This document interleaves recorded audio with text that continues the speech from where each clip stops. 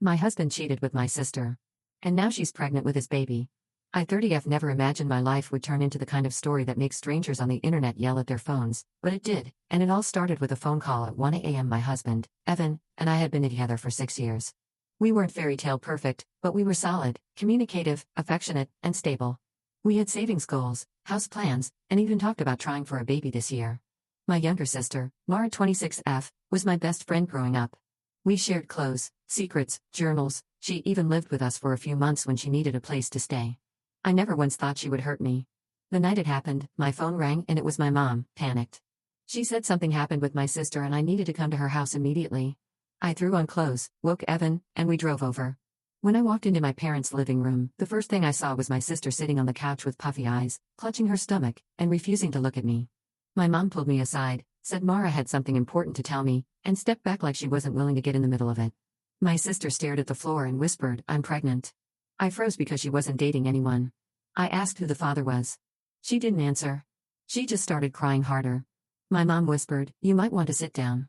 I didn't. I just stood there waiting, feeling the air leave my lungs. And then my sister finally said it, barely audible, "It's Evan." For a full minute, all I could hear was the sound of my own heartbeat. Everything felt distant and muffled, like the world suddenly went underwater. I turned to my husband and he looked empty. Not surprised. Not confused. Just defeated. He didn't deny it. He didn't defend himself. He didn't even speak. That silence was worse than any confession. I left. I didn't scream, I didn't cry, I just walked out of my parents' house and drove to my best friend's apartment and collapsed on her floor. Evan tried calling me 14 times. I didn't answer any of them. At 5 a.m., he texted me a long message saying it only happened once, that it was during a night when Mara was drinking and upset about something, and he made a mistake. He said he didn't know she got pregnant and he was going to take responsibility in whatever way I needed him to. My mom tried calling me too, saying my sister was scared and didn't mean for this to happen, but every time she defended her, I felt something in me snap. I blocked everyone except my dad, who simply texted, "Take your time. I'm here." The next week was a blur. I filed for separation. I told Evan I didn't want to see him. He begged to meet just once to explain, but I refused. My sister sent me a letter through my mom explaining how lost she was, how she never meant to hurt me, how she thought Evan would never let it go that far, and how she didn't know how to stop it once it started. I couldn't even finish reading it. The worst part? Some family members took her side, saying she was young and confused and didn't understand boundaries. She was 26. She knew exactly what she was doing.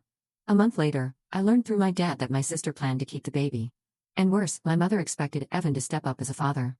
My dad, thankfully, was disgusted. He told me privately that he supported whatever decision I made and that I didn't owe anyone forgiveness. Then came the update I didn't expect. Evan requested a paternity test. My sister refused at first, which made my dad suspicious. After pressure from the rest of the family, and legally, she couldn't prevent it, she finally agreed. The results came back 2 weeks later. It wasn't Evan's baby. She had slept with someone else. Someone she claimed she couldn't remember. Evan didn't know either. Apparently, Mara had been lying to everyone, letting the entire family believe Evan was the father because he was the safer option. The second my dad told me, something inside me unclenched. Not because I forgave either of them, but because the lie was finally exposed. My sister tried to blame stress, then confusion, then claimed Evan led her on, and when that didn't work, she switched back to crying and asking me to come back to the family. My mom tried to smooth things over, saying this doesn't have to ruin anything.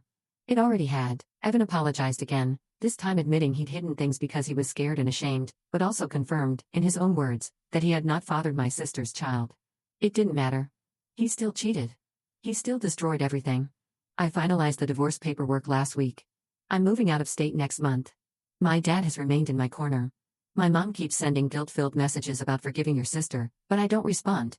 My life fell apart piece by piece. But I'm rebuilding it without the people who shattered it. I don't know what the future looks like. But I know one thing clearly, losing them wasn't losing family. It was losing dead weight.